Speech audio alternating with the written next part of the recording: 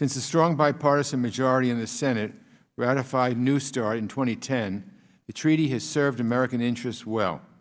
It put in place tough limits on Russia's nuclear arsenal. Its strong verification measures have allowed us to make sure Putin doesn't cheat, as he's done on other agreements. And the treaty gave us the flexibility to maintain an effective, safe nuclear deterrent to allow us to deal with any threats America faces. But to understand the full importance of New START, we have to go back to the start of the Cold War. For roughly a quarter century after the end of World War II, the standoff between the United States, along with our allies, and the Soviet Union was marked by an arms race. Both sides stockpiled enough devastating weapons to destroy the world many times over. My age is the age where we thought the Soviet Union would live forever and be our enemies forever. Then 50 years ago, the Nixon administration launched the Strategic Arms Limitation Talks, or SALT. These talks were based on the notion that arms control, rather than an arms race, was the best way to keep the Soviet Union, now known as Russia, in check while avoiding a calamitous nuclear war. The SALT talks produced two groundbreaking agreements that were ratified in 1972 and in the years that followed.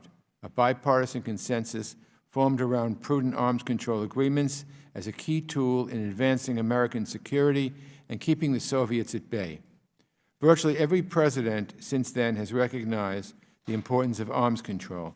President Carter signed the SALT II agreement. The first President Bush signed the original START treaty with Mikhail Gorbachev in 1991, and President Obama negotiated its successor, the New START treaty.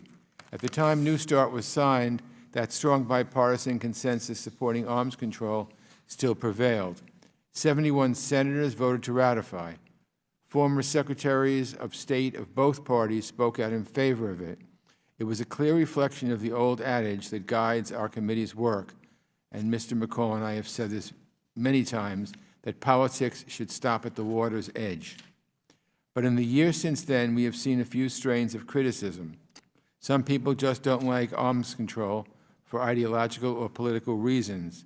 Some would welcome a new arms race, and some just seem intent on undoing anything that President Obama touched. If the treaty's opponents get their way, it will draw its last breath in February of 2021. At that point, absent some extension, Russia's nuclear forces would be completely unconstrained for the first time since 1972.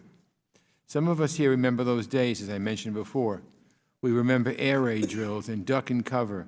We remember Soviet nuclear weapons based 90 miles off the coast of Florida in Cuba. We remember when the threat of nuclear annihilation loomed over our lives. And when I look at Russia today, I see an unpredictable adversary.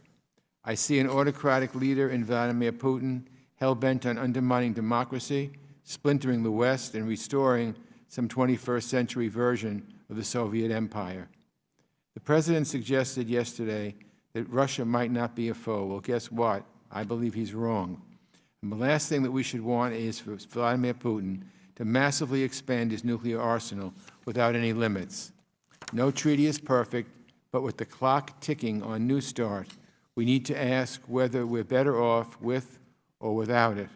The answer is obvious to me, and I hope the Trump administration does the right thing and extends the treaty.